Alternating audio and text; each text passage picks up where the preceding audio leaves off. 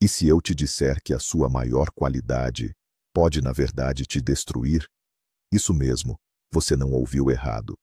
Aquela bondade, tão elogiada e valorizada pela sociedade, é capaz de transformar a sua vida em ruínas.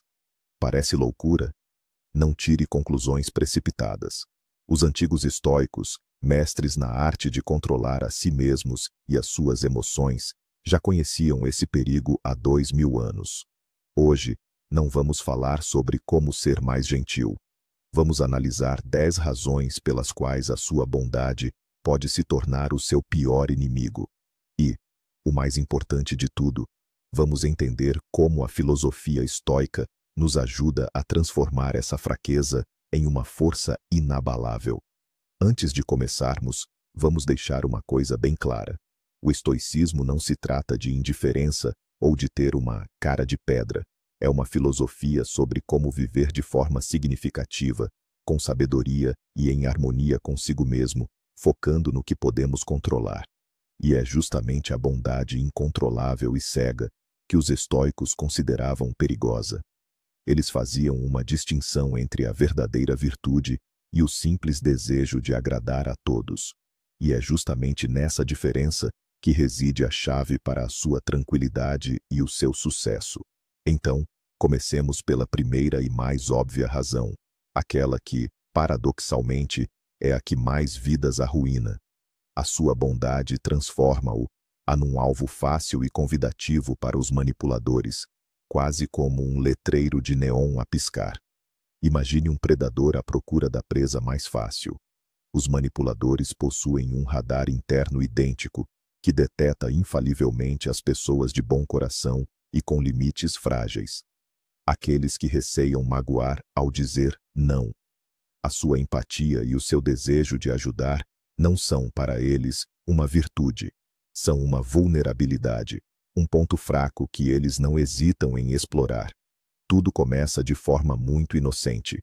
Um pequeno pedido, um favor que seria embaraçoso recusar. Você concorda, afinal, o que há de mal nisso? Mas aquilo foi apenas um teste, uma prova. E você, infelizmente, passou. Após o primeiro sim, segue-se um segundo, jamais descarado. Depois um terceiro, e, sem que perceba, encontrar-se-á preso numa armadilha, onde estará constantemente em dívida. Você deixa de ser uma pessoa para eles. Torna-se uma função, um recurso útil, aquele que está sempre lá para dar suporte, resolver problemas, gastar o seu tempo e energia. O estoico, no entanto, compreende. O seu consentimento é uma escolha, não uma obrigação. A verdadeira bondade não é uma complacência cega, mas um ato sábio que não permite que se torne um instrumento alheio. E é aqui que chegamos à segunda causa, não menos devastadora, que decorre diretamente da primeira: o esgotamento emocional. Pense em si como um smartphone com a bateria 100% carregada. Cada problema alheio que você resolve, cada pedido que você atende por não querer magoar, é um aplicativo que consome muita energia, rodando em segundo plano. No início, você está cheio de energia e a compartilha generosamente. Mas o que acontece quando você distribui sua carga sem parar e nunca se coloca para recarregar? Correto, a bateria descarrega. Primeiro, você sente um leve cansaço. Depois, surge uma irritação inexplicável. Até que uma manhã, você acorda e percebe que o indicador de bateria está piscando em vermelho. Faltam forças, desejos, a alegria com o que antes lhe dava prazer. Isso é o burnout, em sua forma mais pura. Você se doou por completo, sem reservar nada para a sua própria vida. Sua bondade, quando desprovida de um egoísmo saudável, transforma-se em autodestruição. Você se torna um power bank ambulante para todos ao redor, esquecendo que você mesmo precisa de energia para simplesmente funcionar. Os estoicos diriam que isso é uma falha na gestão do seu principal recurso, a energia interna. Você não pode ajudar ninguém se você mesmo estiver completamente exausto. Vamos em frente. O terceiro ponto está intimamente ligado ao esgotamento, mas atinge ainda mais fundo, bem no âmago da sua personalidade. Você perde o autorrespeito. Pense nisto. Cada vez que você cancela seus planos para ajudar alguém que poderia se virar sozinho. Cada vez que você permanece em silêncio, embora tudo dentro de você grite, não. Cada vez que você coloca o conforto alheio acima das suas necessidades básicas, você comete uma microtraição, uma traição a si mesmo. Você envia ao seu subconsciente um sinal muito claro e destrutivo. Meus desejos não importam.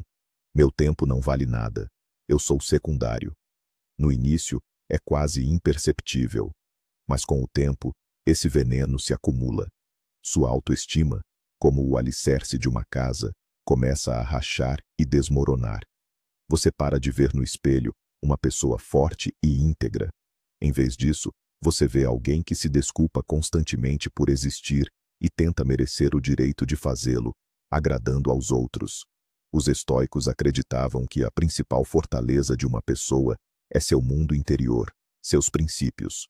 Ao perder o autorrespeito, você entrega essa fortaleza sem lutar.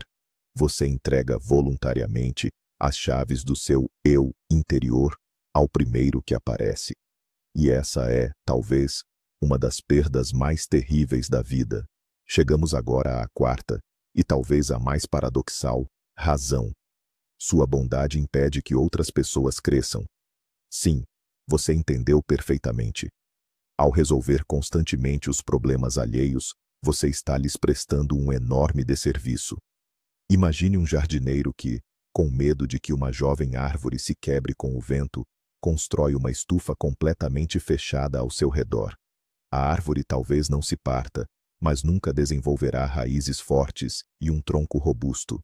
Ao primeiro vendaval sério, ela desabará. Com as pessoas, não é diferente. Caráter, resiliência e a capacidade de resolver problemas. Tudo isso, assim como os músculos, só se desenvolve sob pressão.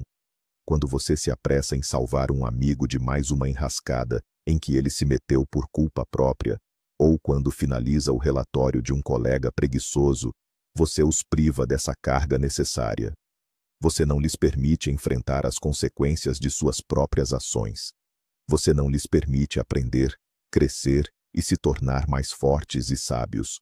Você se torna uma muleta para eles, que não cura, mas apenas prolonga a dificuldade de andar. Os estoicos entendiam que as dificuldades não são uma maldição, mas sim um campo de treino para a alma. A verdadeira e sábia bondade nem sempre é amortecer a queda. Às vezes, significa permitir que a pessoa caia, para que ela finalmente aprenda a se levantar por conta própria. E isso nos leva à quinta, a mais traiçoeira armadilha, o acúmulo de mágoa e raiva ocultas. Sejamos honestos. Quando ajudamos, mesmo que inconscientemente, firmamos um pacto tácito. Esperamos algo em troca. Talvez não dinheiro ou um favor recíproco, mas pelo menos gratidão sincera. O reconhecimento dos nossos esforços. Respeito. Mas o que acontece quando nossa ajuda é dada como garantida? Quando a pessoa a quem dedicamos nosso tempo e energia simplesmente diz, "Ah, obrigado", e desaparece? Ou pior ainda, começa a exigir mais. Dentro de nós, uma pequena, mas muito venenosa faísca de ressentimento começa a se acender. Tentamos imediatamente apagá-la, convencendo-nos, eu fiz isso de forma desinteressada. Mas isso é autoengano. Essa faísca não se apaga. Ela cai na pólvora seca do nosso esgotamento emocional e começa a arder. Essa mágoa latente se transforma em uma raiva silenciosa, de fundo. Isso envenena nosso humor, nossos pensamentos, nossas futuras interações com as pessoas. Nos tornamos mais desconfiados, mais cínicos. E o mais terrível, esse veneno só nos prejudica. A pessoa de quem sentimos rancor segue a vida dela, enquanto nós carregamos esse fardo pesado e tóxico que nos destrói por dentro. Os estoicos chamariam isso de ingestão voluntária de veneno. E chegamos agora ao sexto ponto, sobre o qual o filósofo Sêneca tanto discorria. Na sua busca incessante por ser bom, você está desperdiçando o seu único recurso insubstituível, o tempo. Pense nisso. Dinheiro se ganha. A energia se recupera com sono e descanso. Mas cada segundo da sua vida, uma vez gasto, se vai para sempre. E com o que você o está gastando? Em resolver pequenos problemas alheios, que as próprias pessoas poderiam resolver? Em ouvir horas a fio as lamentações de alguém que nem sequer pretende mudar? Em ajudar todo mundo em seus afazeres insignificantes e momentâneos? Cada hora que você dedicou a um objetivo alheio e sem importância para você, é uma hora roubada da sua própria vida. É uma hora que você poderia ter investido lendo um livro, aprendendo uma nova habilidade, convivendo com as pessoas mais próximas a você, trabalhando no seu sonho, ou simplesmente em silêncio e descanso. A sua vida é como um recipiente com volume limitado. E você, por causa da sua bondade, o enche com areia alheia e pequenas pedras, não deixando espaço para as suas próprias pedras grandes e importantes. Sêneca ficaria horrorizado com tamanho desperdício. Ele ensinava que uma pessoa sábia valoriza seu tempo acima de tudo, porque entende que ele é a própria vida. E distribuí-lo a torto e a direito, isso é a maior das loucuras. A sétima razão é uma consequência direta da sua dificuldade em dizer não. Você dilui e, eventualmente, perde completamente seus limites pessoais. Imagine que a sua personalidade é um país. Todo país saudável tem fronteiras bem definidas, alfândega e regras de entrada. As fronteiras mostram onde termina o seu território e começa o dos outros. Elas protegem seus valores, seu tempo, seu espaço emocional. Agora, imagine uma pessoa que sempre diz sim. O país dessa pessoa não tem fronteiras. Qualquer um pode entrar, pegar o que quiser e ir embora. Qualquer um pode fazer uma bagunça em seu território, despejar seu lixo e não assumir qualquer responsabilidade. Com o tempo, essa pessoa deixa de entender onde afinal está o seu território, onde estão seus próprios desejos e onde estão os impostos pelos outros, o que faz por vontade própria e o que faz por medo de recusar. Ela se transforma em um território amorfo, sem limites, uma zona de amortecimento para todos ao redor. Não existe um eu próprio. Há apenas o reflexo das expectativas e dos pedidos alheios. Os estoicos, por outro lado, pregavam a criação de uma cidadela interna inabalável. Uma fortaleza onde não há entrada para estranhos. E essa fortaleza é impossível sem limites claros e firmes, que você mesmo estabelece e defende, dizendo não de forma educada, mas resoluta. A oitava questão é a dependência doentia, ou melhor, a codependência que você mesmo, acaba por criar. Quando você está sempre disponível para ajudar, as pessoas não se limitam a acostumar-se com isso.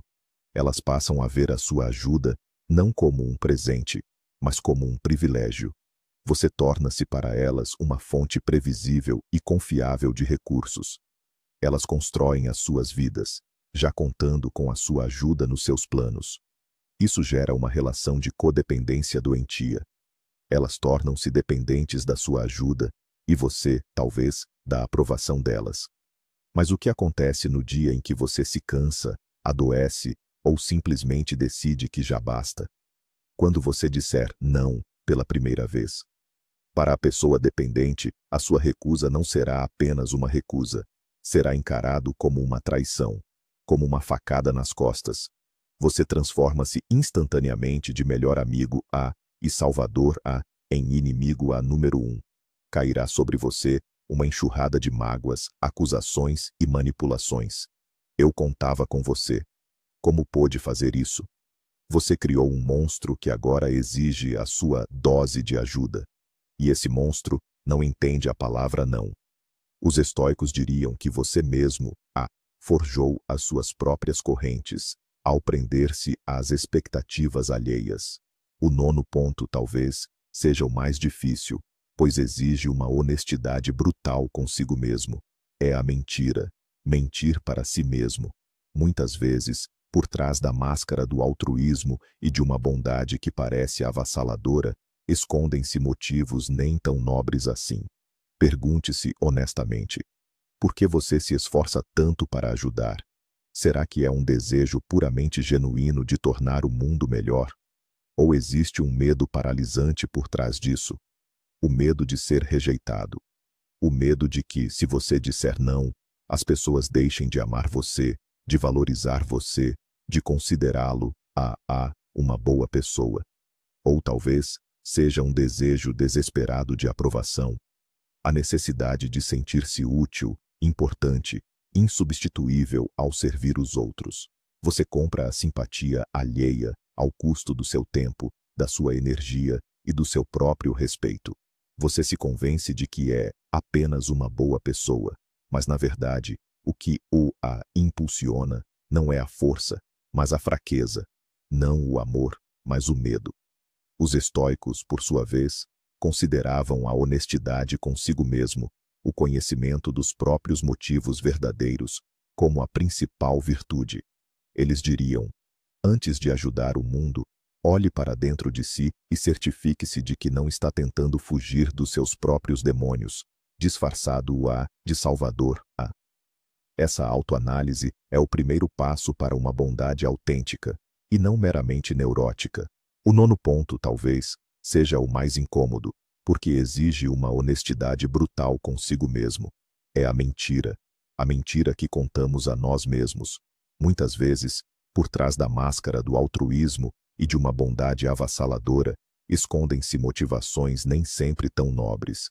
Pergunte-se honestamente: por que você se esforça tanto para ajudar? É realmente um desejo puro de tornar o mundo melhor? Ou há um medo paralisante por trás disso? O medo de ser rejeitado. O medo de que, se você disser não, as pessoas deixarão de amá-lo, valorizá-lo ou de considerá-lo uma boa pessoa. Ou talvez seja um desejo desesperado por aprovação, de sentir-se necessário, importante, insubstituível ao servir os outros.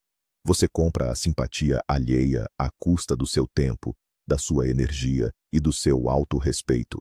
Você se convence de que é apenas uma boa pessoa, mas, na verdade, o que o move não é a força, e sim a fraqueza. Não é o amor, e sim o medo. Já os estoicos consideravam a honestidade consigo mesmo, o conhecimento das próprias motivações verdadeiras, a principal virtude. Eles diriam: antes de querer ajudar o mundo, olhe para dentro de si e certifique-se de que não está tentando fugir de seus próprios demônios, escondido atrás da máscara de Salvador. Essa autoanálise é o primeiro passo para uma bondade genuína e não neurótica. Mas aqui está a grande virada. Depois de ouvir tudo isso, pode-se pensar que os estoicos nos encorajam a ser egoístas sem coração. Mas não é nada disso. É aqui que reside o paradoxo e a genialidade dos seus ensinamentos. O estoicismo não é contra a bondade. Ele é contra uma bondade tola, impulsiva e que lhe seja prejudicial. A verdadeira bondade, na perspectiva de um estoico, é uma escolha consciente. É um ato de sabedoria, não de emoção. Antes de se precipitar para ajudar, um estoico perguntaria a si mesmo: a minha ajuda é realmente necessária aqui? Não estarei a prejudicar esta pessoa a longo prazo? Não estarei a trair os meus próprios princípios e objetivos neste momento? A verdadeira bondade estoica não é dar o peixe, mas ensinar a pescar. É recusar um pequeno pedido para poupar energia para algo realmente importante. É saber dizer um não, firme a um manipulador para proteger a sua paz interior. O que destrói a vida não é a bondade em si, mas o seu uso insensato. Bondade sem sabedoria e autorrespeito é veneno. E a bondade, sustentada pela lógica estoica e pela compreensão do que você pode e não pode controlar, é a sua maior superpotência. Ela o torna útil para a sociedade, sem destruir você mesmo no processo. Obrigado por ter assistido a este vídeo até o fim. Se ele fez você refletir, deixe o seu gostei e inscreva-se no canal para não perder novas lições de sabedoria dos filósofos antigos. E agora, uma pergunta para você. Já se viu numa situação em que a sua bondade se virou contra você? Partilhe a sua história nos comentários. Vamos discutir isso juntos.